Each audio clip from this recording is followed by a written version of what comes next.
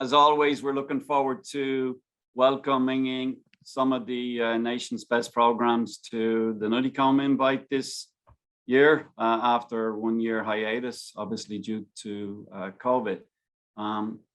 We always look at this time of year as being, gives our kids an opportunity to get out on our home course in front of their family and our great fans, and gets us all excited about the real guts of our program, the guts of the season as we head into the championship portion of the cross-country season, which starts obviously with the Big Ten championships coming up 2 weeks after Nuttycombe. So, it's a great opportunity to really evaluate where we're at as we head into the championship section of the season.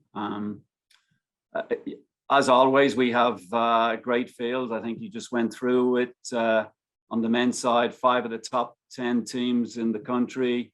On the women's side, it's 6 of the top 10.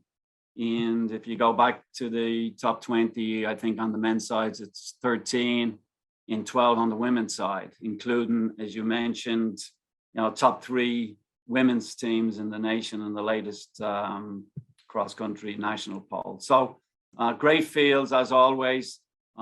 Excited about this opportunity to run at home, and again, always looking forward to this meet. Okay, questions for Coach Byrne. Diane? So Mick, can you talk about how well your team has been running as a pack this season, especially some very impressive performances that you've already had? Yeah, I mean, you're obviously referring to Louisville 2 weeks ago. I mean, when you take the field that we faced in Louisville and you look at what we're going to face this Friday, it's day and night. It's just 2 different beasts. A lot of teams, as you know, get fired up for Nuttycombe. There's a lot of at-large points at stake, and that excites a lot of coaches. But again, they've been running very well on the men's side. We had the 15, 17 second spread between 1 and 6. They did a great job at that, but as expected, we didn't face a lot of D1 competition, that's for sure. Obviously, we faced Grand Valley State, who are the top of one of the top teams in Division 2, and they're a great program, and we certainly respected what they were going to throw at us down in Louisville. But this weekend is just something completely different, and it should be a lot of fun. And if we can keep our pack together and we run, as I've said to a lot of our athletes today, we have individual meetings, and all we need to do is just run like we did in Louisville, and at the end of the day, we're going to have a good team result, and that's what we're looking for. It's not to blow it out of proportion. There's still a lot of racing to come after Nuttycombe, and we got to make sure that our athletes don't make it any bigger than it is, and it's just another meet. And it's a fun meet because we're at home, and it's a fun meet because we're facing some outstanding teams, and that's always fun. We had a question from Jay. Jay, if you want to just ask your question, you can let us know what you want to ask Coach.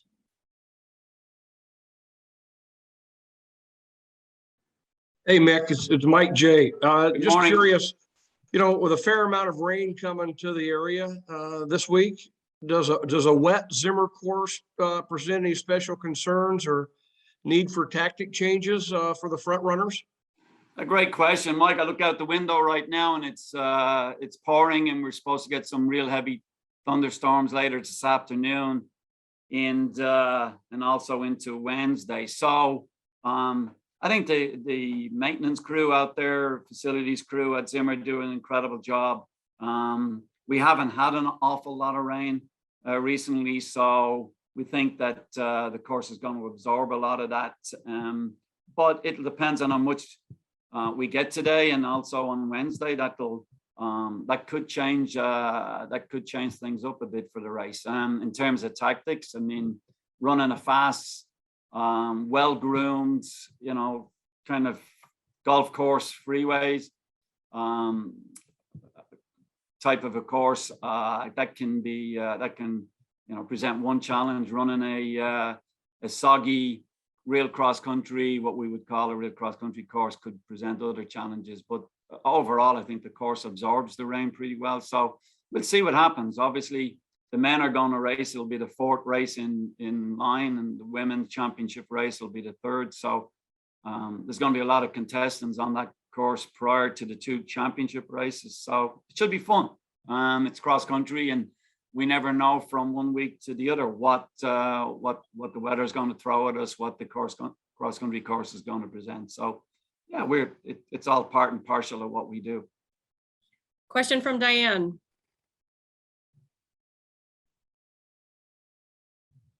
Knowing you always seem to have some surprises that you're going to pull out of your pocket here with some of these meets coming up. Anything to watch for the Badgers this Friday? I don't know about surprises. I think, a lot of our, just thinking about it, I was just talking to Olin Hacker a little while ago, Grandpa Olin, and as Olin pointed out, most of the team that we have gone to this meet, most of the lineup in the championship race on Saturday, have never run at the Nuttycombe meet before.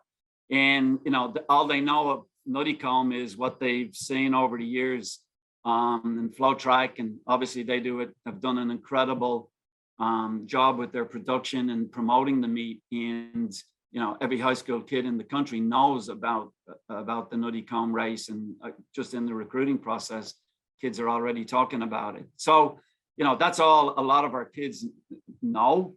And they don't know what it's going to be like, when you arrive there race day and you see 10 city and the number of spectators that we always get at the meet, and atmosphere there's always an incredible atmosphere out there. So if you haven't experienced that, it's like going to some of the major championship races. If you haven't experienced that, when you get off that bus, it can be a bit of a shock. You go out to Zimmer right now, and there's no tents up there yet. The course hasn't been laid out.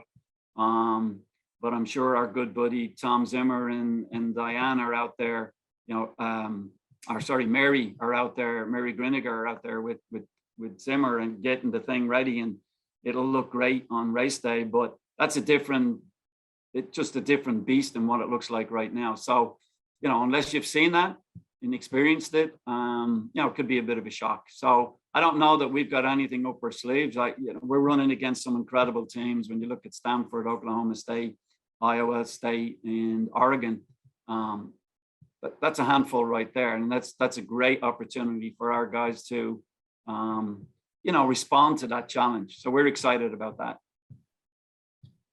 We have an additional question from Diane. You talked a little bit about Olin. Can you talk about what he has meant to this team, especially with his leadership and some of the young people you have? Yeah, great question. Olin just has this calming effect on a lot of people. He called a team meeting after practice yesterday, just to get the younger guys, get their heads straight for this weekend. And I think a lot of it, I wasn't there, but just some of the feedback from the younger guys, it was kind of that calming daddy effect. Just not to blow it out of proportion as young kids can do at a meet like this, especially at home. So, he's a great leader. He took the reins in Louisville, kind of kept everybody together in a group. He understands how to, expand your energy over an entire race. He's been racing a long time and understands how you progress through a season. So he's done a great job with that, with helping with the younger guys.